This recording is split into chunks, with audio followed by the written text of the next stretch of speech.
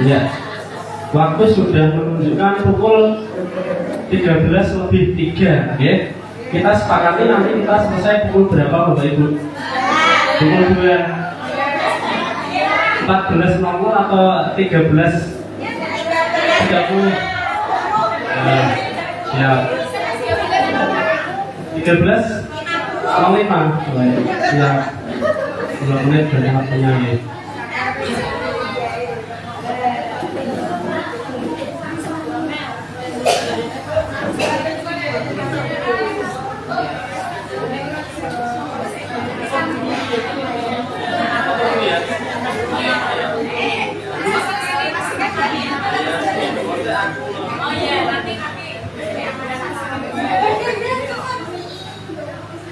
Yang belakang bisa maju kersane jelas gitu.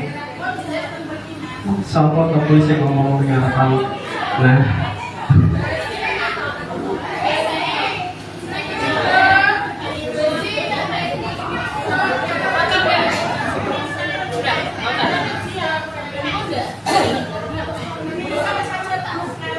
Ya, assalamualaikum warahmatullahi wabarakatuh.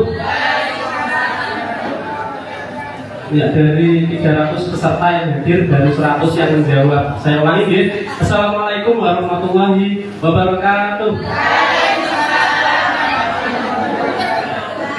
Setelah Bapak Ibu istirahat siang untuk sholat, untuk dahar, sampun dahar sedang silakan semua.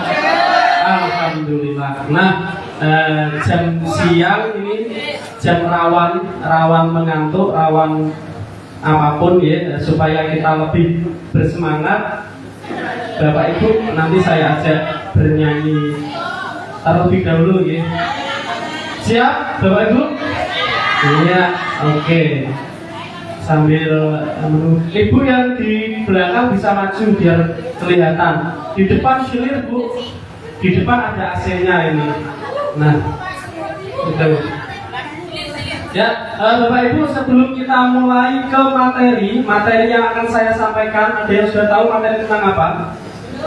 Belum. Nah, saya akan membawakan sebuah materi, yaitu tentang komunitas belajar atau yang biasa disingkat menjadi Kombel. Nah, Kombel atau Kombel, silakan menyebutnya seperti apa. Namun sebelum saya menyampaikan materi lebih lanjut, Bapak Ibu, saya ajak berdiri semua untuk bernyanyi. Yuk semuanya berdiri. Nah, pasti Bapak Ibu sudah tahu lagu ini.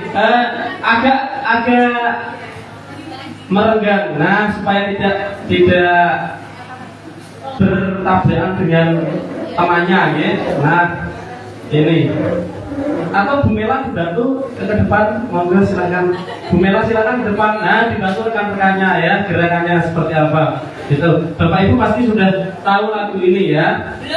Belum. Oh, ini. Nanti saya putarkan pasti tahu. Ya sih. Musik. Nah, ya semuanya. Banyak tangan ke samping, burung yang terbang, tangan ke depan, ikan berenang, duduk yang rapi, siap berdoa. Siap, tangan diputar, lumpuh, tangan diputar, bulan melihat di pagar bundar, kanan, kiri, atas, bawah.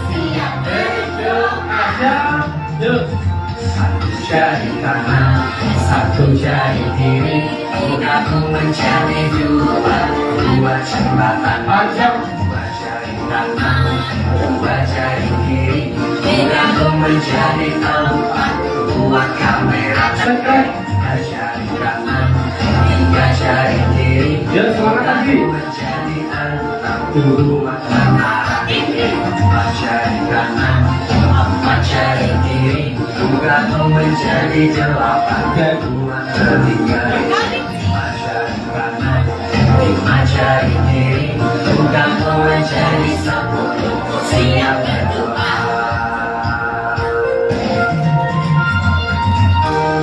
Ayo muda bersama guru kreatif Indonesia, semangat belajar ya.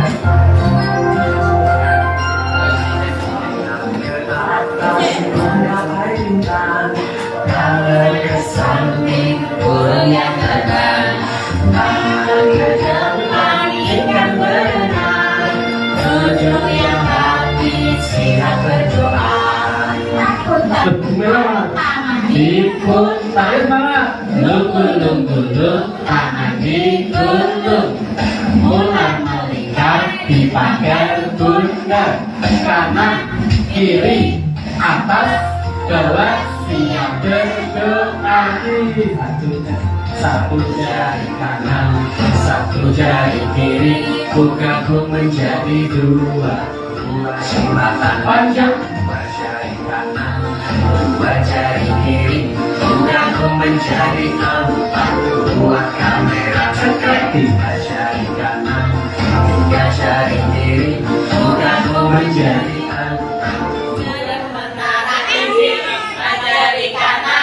empat jari kiri, ku gabung menjadi delapan. Telinga memancing, jari kanan, lima jari kiri, ku gabung menjadi 10. Iya, tepuk tangan untuk kita semua. Iya, iya, silakan duduk sudah. Semangat semua ya, ya, berkeringat semuanya. Ya, terima kasih Bapak Ibu semuanya yang sudah ikut berdiri, bernyanyi dan berjoget bersama. Bapak Ibu tahu makna dari lagu itu apa tidak? Bu Mela tahu nggak? Ya. Yang ikut pelatihan kan Bu Mela kemarin, yang matematika. Oh, yang matematika siapa kemarin? Oh, Bu Yani. Ya. Itu. Bapak Ibu dengarkan. Satu jari kanan, satu jari kiri, ku gabung menjadi dua, jadilah jembatan. Artinya kita sebagai guru adalah sebagai jembatan bagi murid-murid kita untuk meraih pendidikan yang lebih lama lagi, karena pendidikan itu, belajar itu sepanjang hayat, ya, tidak sampai jenjang SMP atau SMA. Bapak Ibu yang sudah mungkin yang sudah S1 ingin melanjutkan S2 ataupun S3 itu belajar sepanjang hayat. Jadi pendidikan itu adalah tempat bagi murid kita, bagi peserta didik kita untuk meraih pendidikan yang lebih baik lagi. Terus kemudian dua jari kanan, dua jari kiri, ku gabung menjadi berapa? 4, jadilah kamera. Nah, kamera ini artinya kita sebagai pendidik harus mampu melihat bakat, potensi yang dimiliki oleh murid kita, kemudian kita arahkan berdasarkan minat, bakat, dan kemampuan mereka, seperti itu ya. Terus kemudian 3 jari kanan, 3 jari kiri, ku gabung menjadi berapa? 6, jadilah apa? Tinggi. Nah, kita sebagai guru, sebagai pendidik harus mampu mengantarkan murid kita untuk meraih cita-cita, meraih impian mereka setinggi langit, ya, setinggi mungkin, ya, menciptakan murid yang berbahagia itu. Terus kemudian 4 jari kanan, 4 jari kiri digabung menjadi berapa?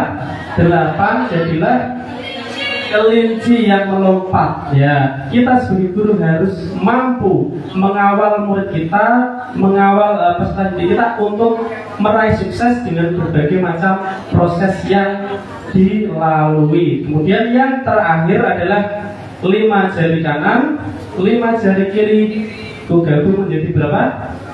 10. Ku siap berdoa. Jangan lupa Bapak Ibu sebagai orang tua di sekolah, orang tua kedua dari murid harus mampu membawa peserta didik kita tidak hanya berusaha berikhtiar, namun juga tetap disertai dengan doa. Setuju atau setuju Bapak Ibu?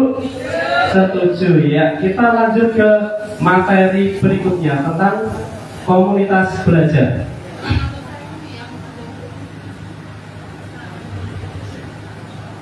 Nah,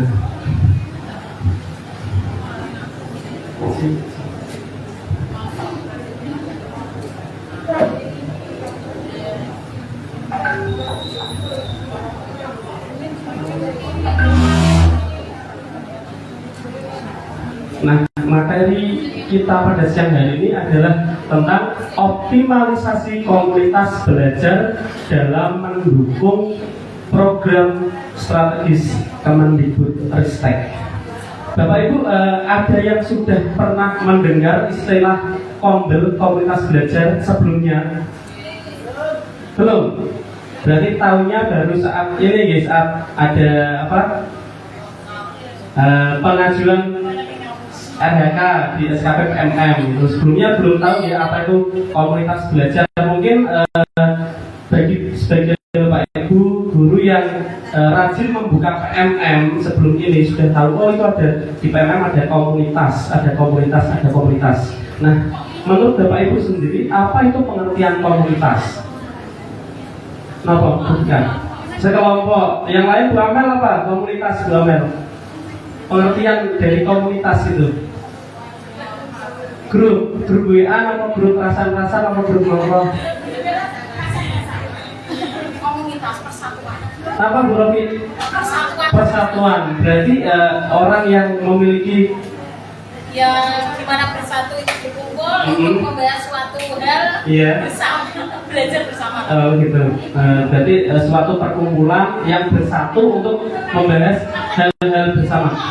Bapak Ibu, saya tanya, apakah Bapak Ibu pernah meminta murid Bapak Ibu untuk, ayo anak-anak silahkan nanti di rumah PR-nya dikerjakan secara berkelompok dengan temannya?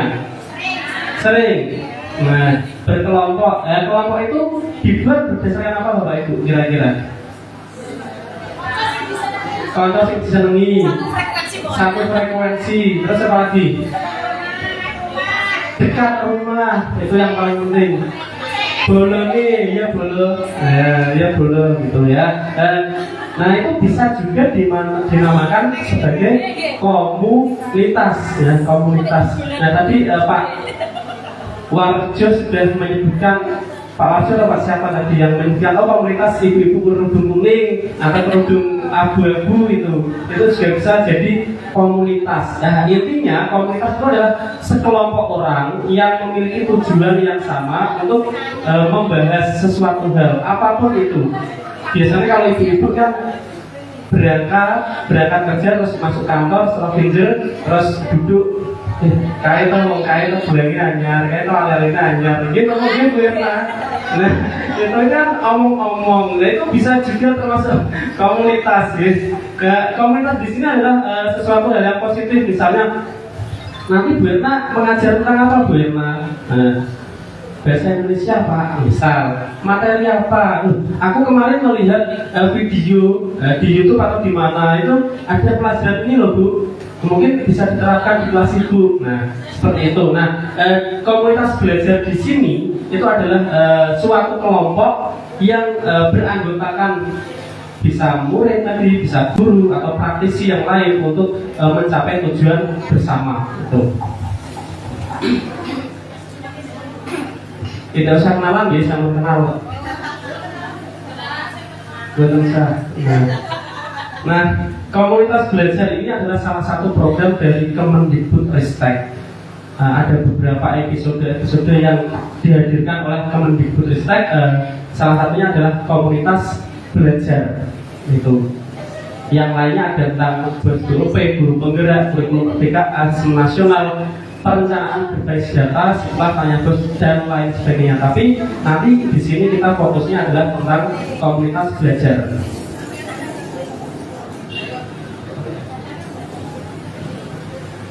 Nah ini salah satu pengertian dari komunitas belajar, yaitu sekelompok pendidik dan tenaga kependidikan yang belajar bersama secara berkelanjutan dengan tujuan yang jelas dan terukur untuk meningkatkan kualitas pembelajaran sehingga berdampak pada hasil belajar murid. Jadi apa yang dibicarakan dalam komunitas belajar ini tujuannya adalah untuk siapa? Untuk murid pinter ya. Mboten sah membahas tentang rego bayem sing piro rego apa ya.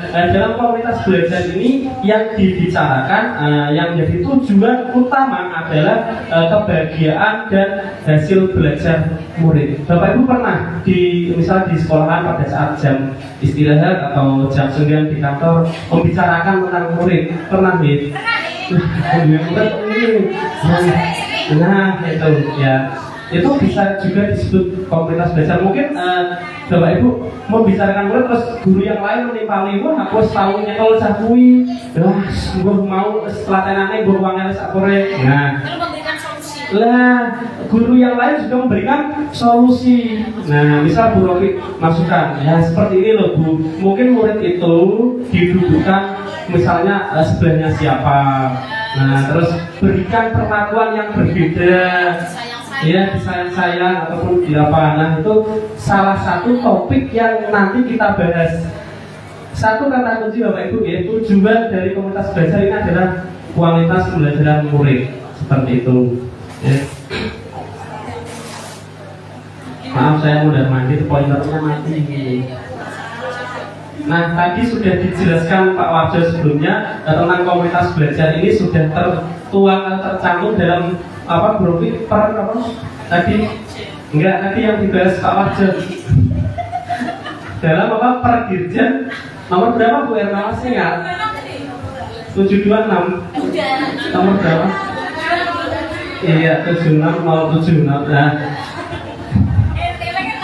Tapi di sini kita akan bahas tentang surat edaran Dirjen GTK nomor 428 garis miring B garis miring HK titik 04.01 garis miring 2023 tentang optimalisasi komunitas belajar. Nah, ketika di sekolah Bapak Ibu sudah ada komunitas belajar, misalnya agar supaya itu tetap jalan, ya dioptimalkan bagaimana caranya. Nah, membuat kegiatan atau pertemuan rutin ataupun misal setelah pelajaran selesai itu kan Bapak Ibu kan biasanya santai-santai di kantor atau di mana. Nah, itu bisa dibicarakan dengan rekan yang lain ataupun kepala sekolah. Itu adalah salah satu cara untuk pengoptimalan komunitas belajar. Bu Novi nanti kalau waktunya time out saya dikasih tahu ya.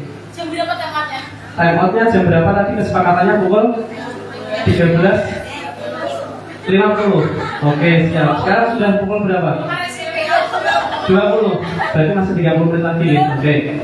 Nah, isinya seperti ini Bapak Ibu. Kita bacakan satu persatu. Setiap satuan pendidikan harus memiliki komunitas belajar dalam sekolah yang berpusat pada pembelajaran murid dengan siklus inquiry. Jadi setiap sekolah itu sudah ada komunitas belajar, tapi Bapak Ibu tidak menyadari. KKD di sekolah ada apa pembuatan Bapak Ibu? Ada. KKD di sekolah. Di sekolah, di tiap sekolah ada. Satu sudah ada ya. Ada. Jadi guru dan kepala sekolah berkumpul jadi satu. Itu setiap hari Bapak Ibu. Setiap Rabu. Hebat. Setiap Rabu sudah ada komunitasnya. Nah itu ketika komunitas itu dijalankan terus menerus, maka komunitas itu disebut juga dengan komunitas belajar ya. Untuk Bapak Ibu yang lain mungkin belum menyadari, oh ternyata iki tau sing jenenge komunitas belajar. Itu. Tahunnya yang dapat sertifikat. Nanti saya kumpulkan jadi grup grup WA pemburu sertifikat gitu. Kalau gitu ya. Enggak gitu. Terus yang kedua, satuan pendidikan perlu melakukan belajar bersama di dalam komunitas belajar antar sekolah yang berfokus pada pembelajaran murid dengan siklus inquiry. Bapak Ibu, kalau dulu kita, nah orang yang dianggap senior itu kan orang yang paling pintar mungkin ya. Nah kalau sekarang kan berbanding terbalik ya. Semuanya bisa menjadi narasumber, bisa apa ya, memberikan pendapat, memberikan usulan gitu. Kurang pede gitu. Nanti saya ajari supaya pede gitu ya. Nah terus kemudian yang ketiga adalah komunitas belajar dalam dan antar sekolah dapat berbagi praktik baik. Nah ketika di suatu sekolah itu sudah menjalankan tadi komunitas belajar dengan baik, bisa diimbaskan atau ditularkan kepada rekan-rekan di sekolah yang lain. Misal dalam pertemuan seperti ini, KKD David, dari 1-1 kemarin sudah membahas tentang diferensiasi, misal bisa diimbaskan atau ditularkan dengan rekan yang lain. Itu adalah namanya berbagi praktik baik. Apapun Bapak Ibu yang sudah lakukan dan berhasil, kemudian diimbaske dengan teman yang lain, itu sudah dikatakan berbagi praktik baik. Jadi misal ikut diklat, ditunjuk diklat, bisa diklat apa bahasa Jawa atau apa itu disampaikan ke temannya gitu harusnya ya. Betul. Apapun itu. Tapi sebelumnya ya dipraktikkan di kelas terlebih dahulu. Dipraktikkan di kelas, kemudian dikira kalau itu berhasil, kemudian disampaikan kepada teman yang lain, itu adalah namanya berbagi praktik baik. Tapi jangan lupa Bu, harus ada dokumentasi. Seperti sekarang saya lihat dokumentasi. Bu Rofi mau masuk ke live saya, silakan masuk ke depan. Iya, itu. Terus yang dapat kesempatan workshop apa diklat tertentu kan biasanya tidak menyampaikan itu. Jadi kita ya tidak tahu ya. Yang dapat kesempatan aja yang tahu, yang sekolah kan tidak tahu. Biasanya kan iya. Oke, nanti bisa ditindaklanjuti Bu masalah itu. Terus yang terakhir, Kemendikbud Ristek telah menyusun panduan optimalisasi komunitas belajar yang dapat diakses pada tautan berikut. Boleh saya ditulis, nanti saya share filenya dengan cari piyambak.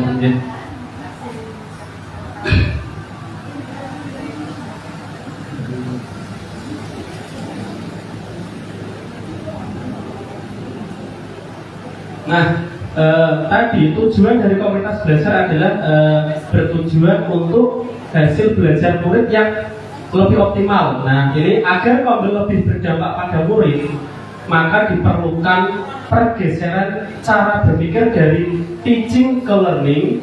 Oleh karena itu dikembangkan model yang berpusat pada pembelajaran murid yang menerapkan 3 ide secara berkesinambungan dengan siklus inquiry. Yang pertama adalah berfokus pada pembelajaran. Mungkin tadi foto makanya pulang kiri materinya. Makanya kalau dibuka nonton. Nah, terus yang kedua membudayakan kolaborasi dan tanggung jawab kolektif, dan yang ketiga adalah berorientasi pada hasil pembelajaran murid. Jadi 3 ide besar dalam komunitas belajar ini intinya adalah untuk kebahagiaan dan kesejahteraan siapa? Murid dan murid. Kita apa ya? Kita mengajar, kita memberikan materi, itu tujuan utamanya adalah untuk siapa? Untuk murid, ya, untuk murid. Tadi ketika Pak Nadif menyampaikan menjadi guru yang bagaimana tadi? Yang tulus, ya, yang tulus artinya memberikan sepenuh jiwa kita untuk kebahagiaan murid. Nah, kalau kita tidak bahagia, maka murid pun juga tidak akan bahagia, gitu ya. Terus refleksi awal, ada 4 tahapan. Yang pertama adalah refleksi awal, yaitu menghasilkan catatan refleksi yang menjadi acuan dalam perencanaan pembelajaran. Bapak Ibu, di awal semester sudahkah melaksanakan kegiatan asesmen diagnostik? Sudah atau belum? Sudah, alhamdulillah ada yang sudah, ada yang sering. Ya. Ketika Bapak Ibu menjumpai anak, ya, itu kan berbeda, gitu. Berbeda. Kita tidak bisa menyamaratakan kemampuan anak. Anak yang nakal, tidak nakal ya. Anak yang aktif, anak yang butuh perhatian, anak yang biasa saja, itu tidak bisa disamaratakan. Ya, kita harus mengetahui kemampuan awal mereka. Nah itu, dari perbedaan kemampuan itu, dari perbedaan yang potensi mereka, maka kita juga harus memberikan perlakuan yang berbeda. Bu Rofi, ketika ada anak yang sakit flu dengan sakit panas ataupun sakit gutikan, apakah obatnya sama? Berbeda. Seperti itulah kita seharusnya di dalam kelas, ya. Ketika anak yang aktif, anak yang super aktif atau anak yang pendiam, kita juga memberikan perlakuan yang berbeda. Maka kita harus merefleksi dulu, refleksi awal itu dengan melakukan asesmen diagnostik. Terus yang kedua yaitu perencanaan. Di dalam tahap perencanaan ini kita menghasilkan rencana pembelajaran yang dapat dimanfaatkan guru. Nah, iki lho, cah iki sing senengane sing senengane mondar mandir kira-kira dikasih pembelajaran yang model bagaimana? Nah, apakah cukup suruh membaca, menulis gitu aja? Oh, cah iki anak yang pendiam. Apakah disodori laptop ini enggak? Ayo dibuka. Itu. Oh, yang ini yang sedengan. Oh, tak kasih buku yang ada gambarnya banyak. Yo, silakan dibaca. Apakah seperti itu? Kan tidak. Kita lihat berbagai macam gejala-gejalanya atau penyakitnya, kemudian kita kasih alternatif itu. Nah, ini dikenal dengan pembelajaran apa? Pembelajaran apa? Apa Profi? Iya, pembelajaran berdiferensiasi. Ya, apa itu pembelajaran berdiferensiasi? Apa itu pembelajaran berdiferensiasi? Halo? Halo? Apa itu pembelajaran berdiferensiasi Bapak Ibu? Ada yang sudah melaksanakan? Pernah? Bu Yulia sudah melaksanakan pembelajaran berdiferensiasi? Oh, belum ada ya itu. Terus yang ketiga yaitu implementasi. Setelah tadi perencanaan, maka Bapak Ibu akan melaksanakan implementasi atau praktik di dalam kelas. Nah, tadi sudah direncanakan, oh si anak ini karakternya bagaimana, saya harus memberikan perlakuan seperti apa. Oh si B ini karakternya seperti apa, kita harus memberikan perlakuan seperti apa. Ini kita di tahap 3 implementasi. Terus yang keempat yaitu evaluasi, menghasilkan catatan evaluasi dari implementasi untuk dijadikan bahan refleksi awal. Muter lagi seperti itu Bapak Ibu siklusnya. Nah, dari perencanaan sampai dengan evaluasi ini, jika kita sudah berhasil melaksanakan, terus kemudian kita imbaskan atau kita tularkan dalam komunitas kita, tadi yang saya sebutkan di awal tadi sudah termasuk berbagi praktik. Jadi berbagi praktik tidak usah diunggah di PMM atau harus lolos kurasi atau tidak ya. Ketika kita sudah berhasil melaksanakan, kemudian kita tularkan dan orang yang kita diajak tadi komunikasi ataupun berbicara itu sudah berhasil melaksanakan juga, itu disebut berbagi praktik baik.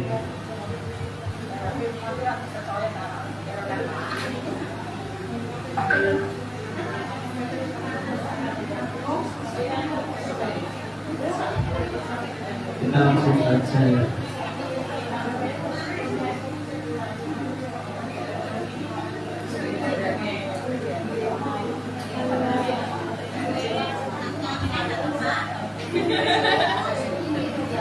Nah, Bapak Ibu, adakah yang sudah membuat komunitas belajar di PMM? Sudah satu sudah ya. Koordinatornya siapa Bu? Pak Gunes. Ada 3 orang kan? Pak Gunes, lalu Bu Ruby, kali Bu Vika. Itu. Nama kombelnya apa Bu? SDS 21. Oke, siap.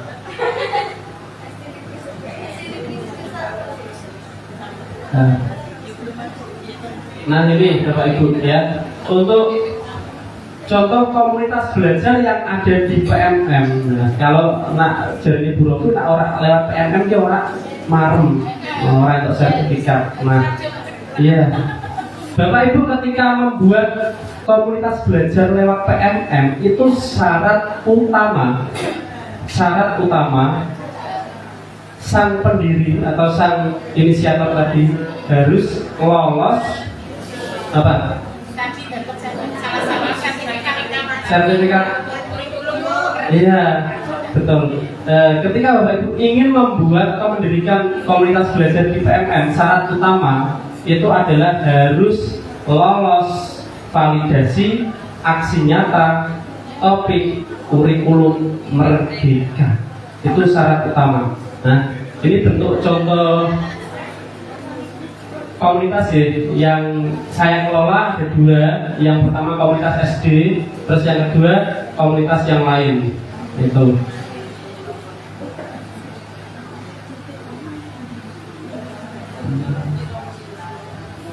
Terlihat Bapak Ibu. Nah, ini cara mendaftar komunitas belajar pada platform Merdeka Mengajar. Yang pertama, syaratnya setiap satuan pendidikan harus memiliki komunitas belajar dalam sekolah yang berpusat pada pembelajaran murid dengan siklus inquiry tadi. Dari sudut satu tadi sudah bagus ya. Setiap minggunya mereka mengadakan kegiatan membuat pertemuan secara rutin, kemudian dituangkan ke dalam komunitas belajar di PMM. Tujuannya agar ketika SD sudut satu tadi membuat kegiatan bisa menjangkau peserta yang lebih banyak lagi. Tujuannya seperti itu Bapak Ibu. Tadi contohnya ketika Kombel di sekolah itu mengadakan sebuah acara, apakah ada peserta luar yang ikut kegiatan tersebut? Bu Fika? Belum ada ya, hanya sebatas intern satu sekolah nih. Nah, tujuannya seperti itu Bapak Ibu. Ketika Kombel dari SD Negeri 1 tadi didaftarkan di PMM, tujuannya itu agar bisa menjangkau peserta yang lebih banyak itu. Berarti ketika didaftarkan di PMM, kegiatan yang akan dilakukan ini dilakukan secara daring, ya, daring atau online gitu.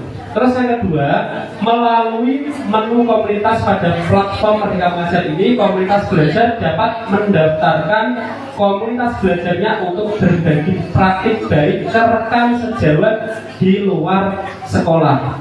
Maaf, untuk S21 followernya sudah berapa Bu? Baru bikin kemarin ya. Gitu. Kalau untuk saya lihat kan, nah kalau untuk komunitas yang saya kelola ini yang dari SD ini hanya baru 39 followernya atau pengikutnya. Kebetulan kami sudah belum membuat atau mengadakan kegiatan untuk penugasan ya. Tapi yang bawah yang guru belajar Demak itu followernya sudah mencapai 3.000 sekian gitu ya. Nah tujuannya seperti ini Bapak Ibu, ketika memiliki pengikut yang banyak, maka komunitas belajar itu lebih luas dalam menjangkau kegiatan berbagi praktik baik gitu. Seperti itu tujuannya ya, dibentuknya komunitas belajar lewat PMM. Terus ya syarat yang ketiga, pendaftaran komunitas belajar dalam sekolah pada menu komunitas di platform Merdeka Mengajar tidak bersifat wajib dan silakan dilakukan sesuai kebutuhan, terutama jika ada kebutuhan untuk berbagi dengan rekan sejawat di luar sekolah. Ini yang saya amati di daerah-daerah sana, itu banyak bermunculan komunitas-komunitas belajar yang didaftarkan lewat PMM. Entah itu nanti kelanjutannya seperti apa Bapak Ibu, saya kurang tahu. Karena ketika Bapak Ibu membuat komunitas belajar di PMM untuk pemenuhan RHK tadi, Bapak Ibu harus membuat kegiatan minimal berapa kali? Ada yang tahu? 3 kali kegiatan berbagi praktik baik. Ya, kegiatan di situ sudah ditegaskan. Jika Bapak Ibu ingin mendapatkan poin 36 di RHK, maka Bapak Ibu harus membuat minimal 3 kegiatan berbagi praktik baik di PMM tersebut. Nah, ini yang sulit Bapak Ibu. Membuat mudah, tapi untuk kelanjutan dari Kombel tersebut perlu program-program atau kegiatan yang bisa berlangsung atau keberlangsungan dari Kombel tersebut. Oke, saat ini Bapak Ibu membuat Kombel tapi tidak tahu ingin membuat kegiatan apa. Apakah Bapak Ibu akan mendapat 36 poin? Tidak, ya, harus membuat minimal 3 kegiatan berbagi praktik baik itu. Ya.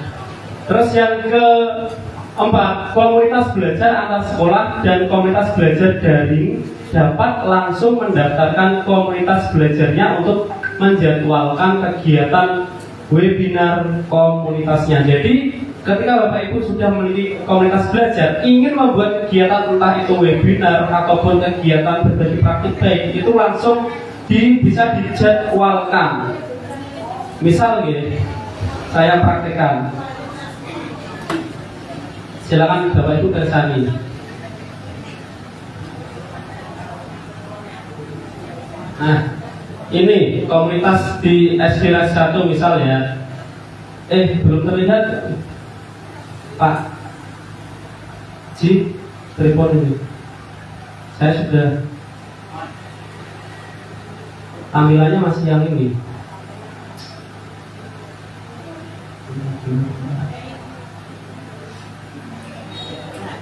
Oke, sudah keluar. Iya, ini Bapak Ibu. Nah, Bapak Ibu, ketika Bapak Ibu sudah memiliki komunitas belajar dan ingin membuat sebuah kegiatan, Bapak Ibu ini diklik ini buat webinar ini. Nah ini judulnya apa? Diketik di sini. Terus kemudian deskripsi webinarnya tentang apa? Jadi penjabaran dari judul tersebut. Terus kemudian tanggal pelaksanaan ditulis, jam mulai, jam selesai ditulis, link webinarnya ini adalah link dari Google Meet atau Zoom yang akan digunakan nantinya. Dimasukkan di sini, terus narasumbernya ditulis di sini. Nah, narasumbernya ditulis di sini, terus klik simpan.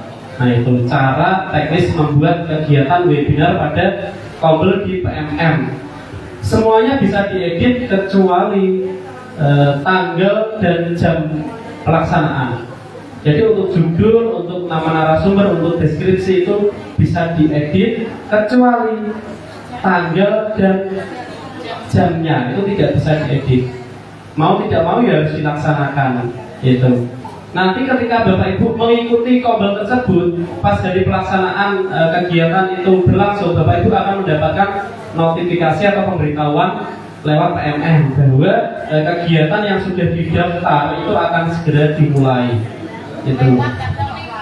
Gimana? Saking banyak kegiatan yang diikuti. Ya. Oke.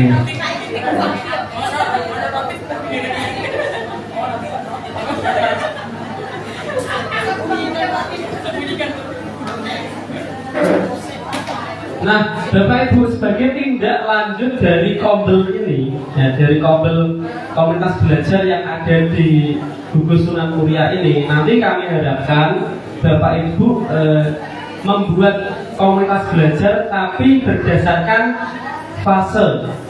Ya, fase ada berapa fase kalau di SD, Bapak Ibu?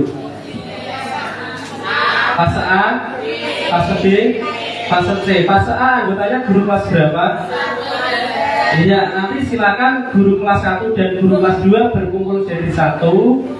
Kami arahkan untuk membuat komunitas belajar atau Kombel yang didaftarkan oleh PMM. Terus kemudian fase B anggotanya guru kelas berapa?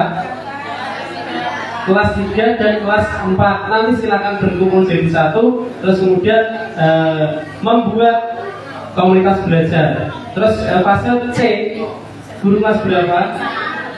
Guru kelas 5 dan kelas 6 silakan berkumpul jadi satu membuat Kombel. Nanti saya tentukan untuk koordinator tiap fasenya ya. Bu Pak Tatu Sadia ada apa tidak? Oh, cuti melahirkan.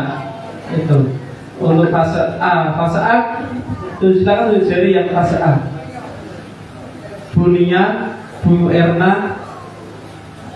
Iya, Pak Mas awal sedikit. Dan nanti Bu Nia saya harapkan Bu Nia sudah lolos aksi nyata kurikulum. Saya minta Bu Nia nanti sebagai koordinator gitu, untuk membuat Kombel tersebut dan memilih 3 anggota. Kalau di PMM kan maksimal hanya 3 pendiri komunitas belajar itu ya, Bu Nia.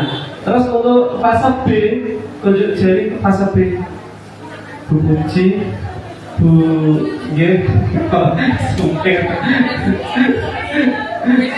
Ya, untuk fase B tadi saya sudah komunikasi dengan Pak Rais, ya, Pak Rais dari Mulyo 1. Nanti silahkan bergabung menjadi satu dengan Pak Rais untuk membuat Kombel di fase B. Terus untuk fase C kelas 5-6. Nah, kelas 5-6 tunjuk jari. Tadi saya sudah koordinasi dengan Bu Yulia, ya, Bu Yulia sebagai koordinator fase C. Ya. Nah, nanti dari 3 Kombel ini silakan Bapak Ibu membuat kegiatan atau program yang akan dilaksanakan nanti di semester kedua. Ya.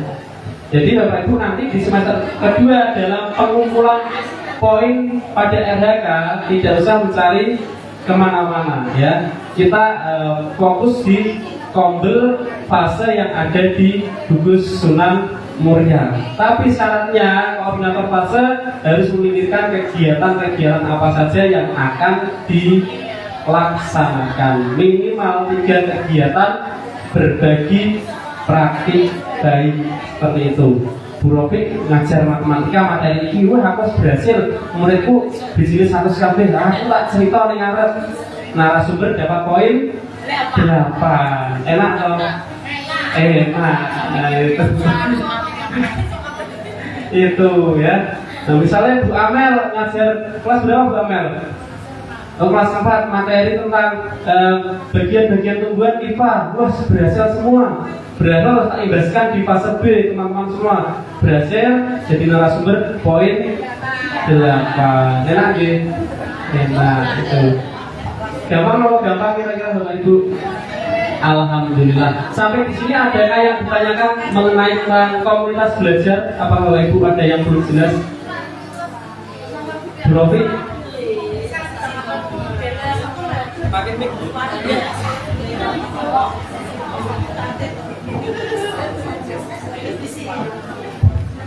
Oh, terima kasih. Saya mau tanya pada Pak Nasum. Sumbernya Nasum atau Pak MS begini Pak.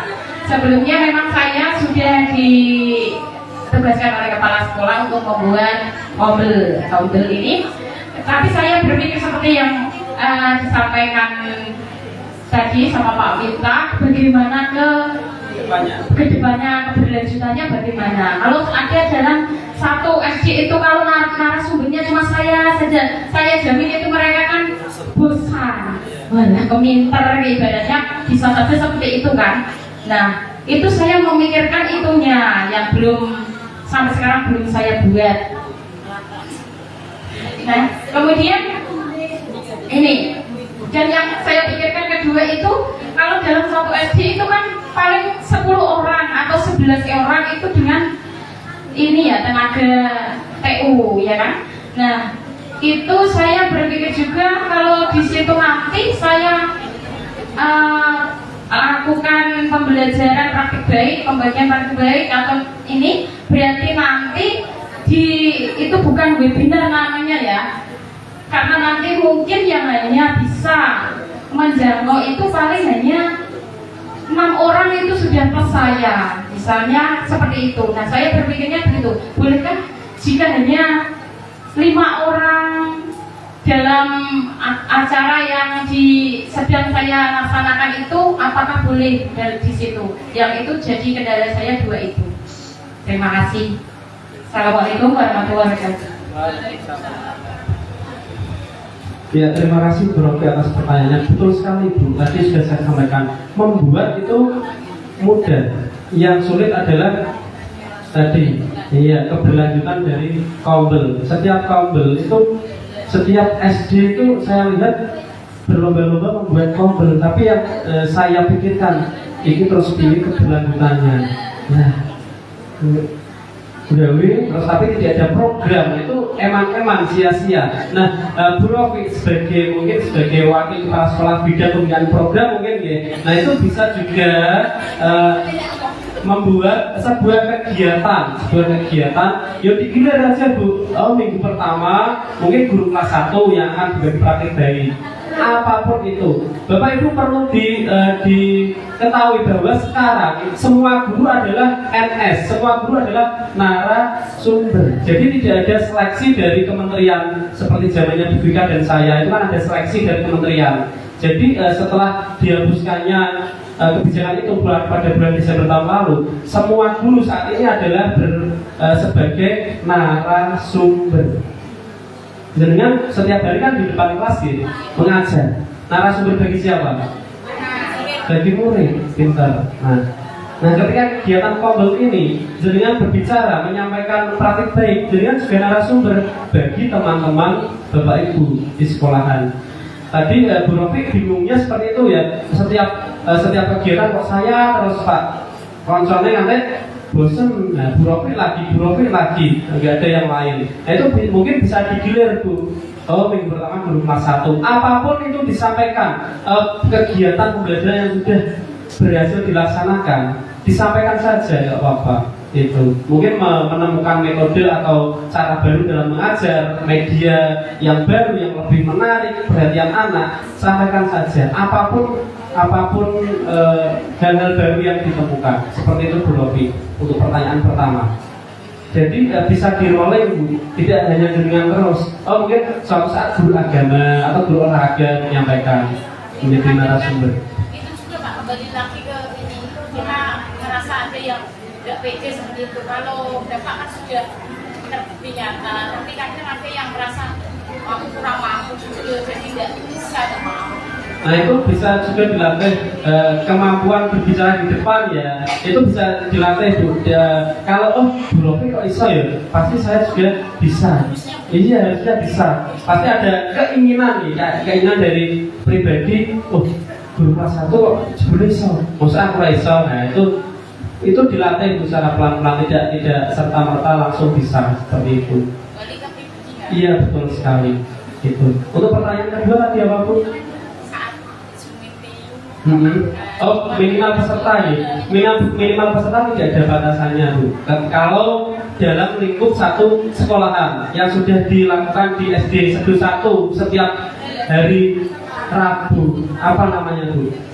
Kegiatannya? Enggak kegiatannya apa? Rebunan apa? Enggak ada.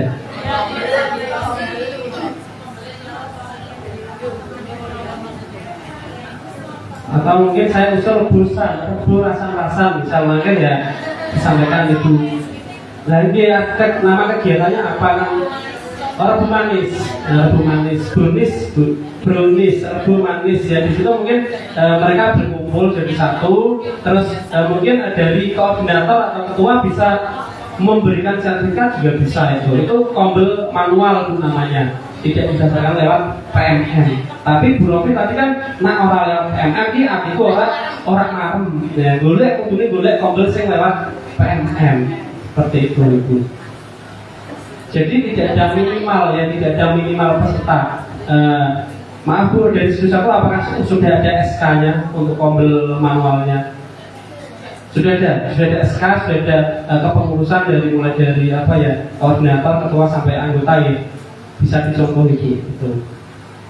Jadi jangan mempermasalahkan pesertanya. Satu lingkungan sekolahan pun juga bisa dinamakan kombel asal memenuhi syarat dan ketentuan tadi. Seperti itu Bu Rofi. Bapak Ibu ada pertanyaan yang lain? Monggo ditanyakan. Sudah pukul berapa Bu Rofi? Sudah, ya. Alhamdulillah, alhamdulillah sudah ya. Saya kira materi kombel yang saya sampaikan saat ini cukup. Untuk tindak lanjut berikutnya adalah Bapak Ibu tadi silahkan berkoordinasi atau membuat grup sementara punya, membuat grup tiap fase silahkan dimasukkan. Nanti pertemuan berikutnya akan saya lihat bagaimana perkembangan dari kombel yang Bapak Ibu buat. Ya, berikut. Oh masih pemilu, nanti setelah pemilu aja ya. Sekian Bapak Ibu penjelasan sedikit dari saya tentang kombel. Kesempurnaan yang Allah, kekurangan pasti milik saya. Saya akhiri. Wassalamualaikum warahmatullahi wabarakatuh.